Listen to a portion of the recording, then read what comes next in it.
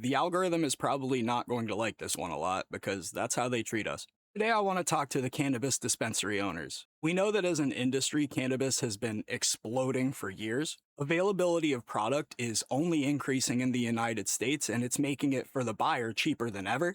We've been hearing talks about introducing cannabis drinks to the open market. And so, obviously, with all of that in mind, there's a slice of the pie to go get. So, I'm here to give you the easy button. How do I rank my cannabis dispensary #1 on Google? So, we know right off of the rip, the algorithm is already working against us in the regard that we have very strict advertising restrictions on Facebook, Instagram, Google ads, like basically everywhere. And so this means organic search, Google Maps, and our social media presence are basically going to be our biggest players. I don't want to spend too long on it. You're probably aware of this info. But when somebody searches for dispensary near me or weed delivery, they're ready to buy. So if you're not showing up already in that 3-pack, you're handing money away. And so step by step, we're going to go through how I would approach this as an SEO and marketing consultant. The cliff notes it real fast for you. The things we're actually going to cover are how we set up the Google business profile for this niche, the citations and directories like Weed Maps and Leafly that we want to go for in order to try to capture the AI citations and build trust with Google, how I would structure the website down to the product siloing and supporting information in order to build our website itself. My name is Alex Palmer. I'm the founder of OptiLineage, a digital marketing agency out of Northeast Pennsylvania. And basically, I want to help you out. So let's get to it. So starting with the start, the Google business profile itself. This is your local SEO big dog. It's free links for starters. And if we put the time and energy into it, it becomes a lead generation machine. And so when we're setting up or going over our profile, we want to make sure that we're paying close attention to our actual primary business category. We want to make sure that we're identifying as a cannabis store or cannabis dispensary. I believe it's cannabis store.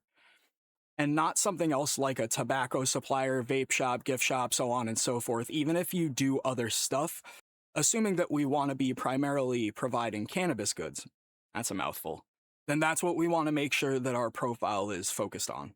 Google's algo relies pretty heavy on category matching.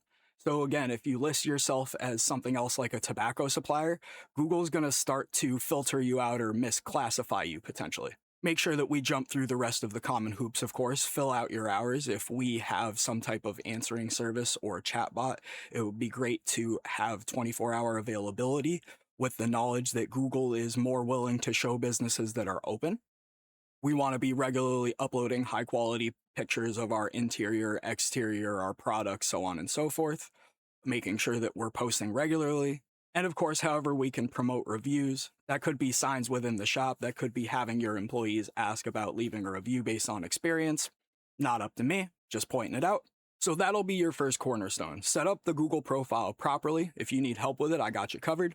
Make sure we're doing everything we can to send the right signals, like building reviews.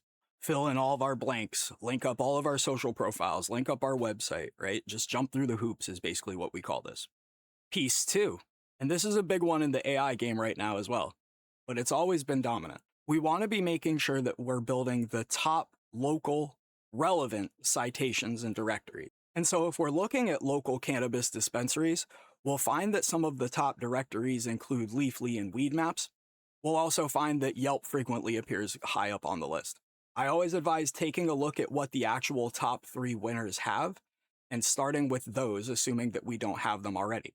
We'll also start to work our way down into stuff like Foursquare. Again, we're just trying to build the top authoritative and otherwise relevant directories and citations. While I'm on this part, I want to point out the value of NAP consistency. Make sure that we're building the exact same name, address, and phone number on every single platform. Some people mess this up microscopically. They'll move their name around, right? They'll put DNP landscaping or landscaping DNP, right? I know this sounds silly, but I've seen things like this. Be precise, keep it synchronous. You won't have to go back and fix it in the future. You need this. I don't want to just say, trust me. I would happily show you all the information that supports this, but for now, I'll say trust me. Moving on to the third item. How are we setting up our website? Architecture and product siloing. So now some people might suggest that it looks something like homepage and then insert type here, so flower, edible, so on and so forth, and then break it down further into indica sativa hybrids, and then go for our specific strain slash product pages. And while that strategy could make sense, I'm actually not sure that I agree with it. I'd like to show off an example real quick that actually eliminates the need for the extra pages in indica sativa hybrid and simply makes it easier for the end user as well as AIs to find exactly what they're looking for. You can see that this website here, which by the way is simply a local business that I support, I am in no way affiliated with this business. And basically you can see that they've set up their pages as product type, so flower, edible, so on, and then specific strain. They've simply included a filter. And again, there might be some people asking, don't we want to be very precise and clear for the algorithms, the AIs, the robots? And the answer is yeah, but this is what they keep calling the agentic era, baby. They can figure that part out. They know how to use a filter, believe it or not. Yes, technology has advanced that far. And so I want to keep this super fast and super easy for you. We set up our homepage to target dispensary in whatever locations that we want. And then we're breaking down our inner pages into product types, so flower, edible, concentrates, pre-rolls, vapes, so on and so forth. And we can then, within that page, our product type page, set up a filter for UI and then simply inject all of our various types without having to worry about micromanagement. As a person who's spent the time with these systems and at least knows it relatively well, I will say that this is an efficient enough way of doing things. You actually don't need all of those extra pages. I like this way. Makes it super easy for the humans and the robots to get what they want. Bing, bang, boom. Moving on. Last piece. What else should we be producing in terms of blog or supporting content? As always, I'm going to suggest give value to get value. That is to say, answer questions.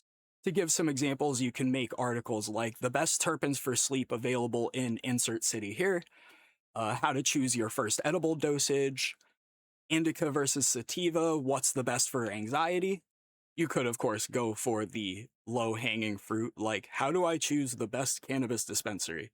This is really just filling out the informational graph for Google. Go for this later. Also, don't forget your secret sauce packet.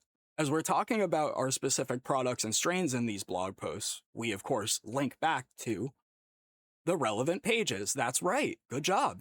Again, if we're writing about sleep aids or how marijuana can help somebody who has difficulty sleeping, then we want to link back to the best stuff for fixing that problem. This way, we're building internal link juice, we're keeping visitors moving, although the translation rate on stuff like that is very low, but there are people who click through that. And of course, the best part is it shows Google that your product pages are, in fact, relevant. Think of internal links as fingers. And the question at all times to Google is, who, what, when, where, and why is the most important? Tell me about it. Tell me why I should care. And so if we're pointing at where we make our money, which is our products, logically, Google is going to put all of its equity on our products. So long to short, ranking a dispensary is a complicated mess, as it often is. But when you boil it down, it just takes a mix of being accurate with your citations and directories, having a tight optimization on your profile, siloing your website properly and efficiently, and building efficient internal links. If you're making sure to implement these things consistently, it's easy money, just give it time. If this was helpful for you, it would help me out if you would hit the like button and maybe leave a comment, any questions that I could answer for you, or if you liked stuff, or if you hated how my hair was today, or whatever the heck. If you're looking for more help or you're looking for a partner, you can always find me and the boys over at Optilineage. We offer free consultation to help you figure out what's holding you back, and we back it up with service to help you actually get there. My friends call me Big Al, and I will see you later.